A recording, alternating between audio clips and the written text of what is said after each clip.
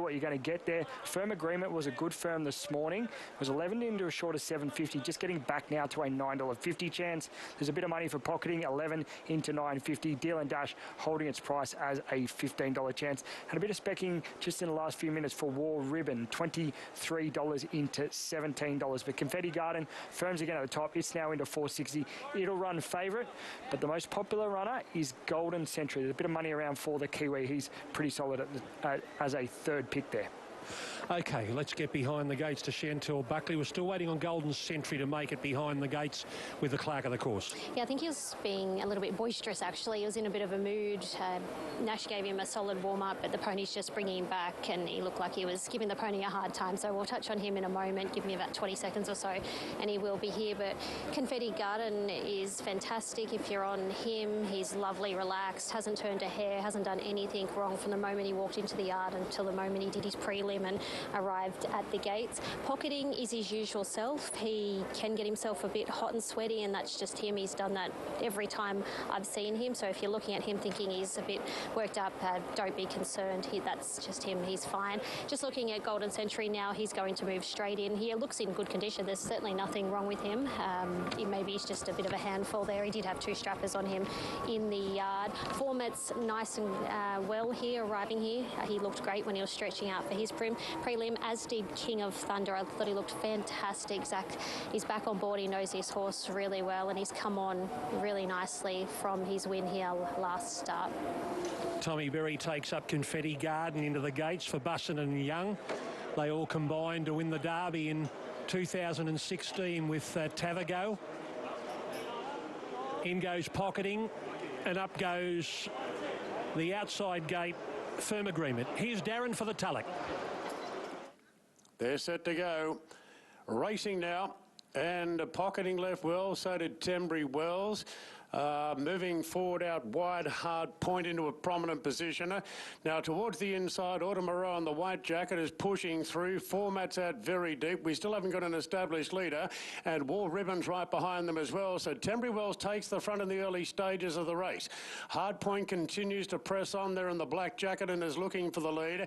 And Format's doing stacks of work out wide, but Format now rushes up going to second. Tembry Wells restrained. Pocketing's got a good spot fourth now, one out, one back. Then War Ribbon on the outside of Automaro. A gap of 2.5 to Confetti Garden on the outside of Black Babylon. A couple off to Perfect Justice. Racing on the outside of Golden Century. Then King of Thunder, Deal and Dash, and Firm Agreement is 5 lengths behind the second last horse.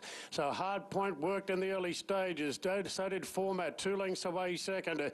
Tembry Wells third. A couple off to Pocketing. Then came Automaro, 2 lengths clear from War Ribbon. Then came Black Babylon, one of 2 maidens in the field. 1.5 lengths to the favourite Confetti Garden, then Golden Century, Perfect Justice, Deal and Dash, King of Thunder, and Firm Agreement. A lot of the fancied runners are well back in the field, and they're inside the 650 now. Hard Point 2 in front. Format, the wheels are spinning, and now Tembry Wells is starting to zoom up on the inside, giving chase to the leader.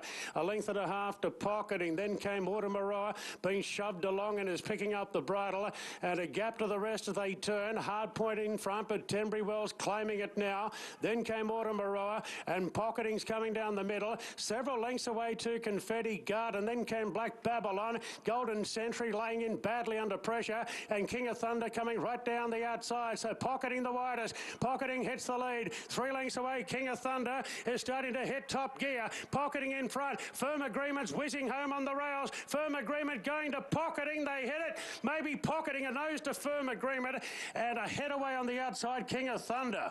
Black Babylon, the maiden, made up stacks of ground. Then came Automaro from Confetti Garden. Golden Century was a difficult ride in the straight from Automaro, already mentioned. Then came Tembry Wells. Hard Point weakened out with War Ribbon. Then Format and Perfect Justice. Very hard to line up here, and we're going to rail out 6 metres, which makes it a little bit trickier as well. Firm Agreement back to the inside. There's the bolter, Black Babylon in the Sangster colours. Pocketing has hit the front by this stage in the Yulong colours. And it's Firm Agreement and Pocketing. And there's King of Thunder putting his nose into the picture as well. Pocketing stretches his neck out. Whoa. Firm Agreement with a lunge. Pocketing on that. Pocketing. Beware the rail. Pocketing. The photo doesn't lie. Pocketing has won the Tulloch Stakes for Yulong.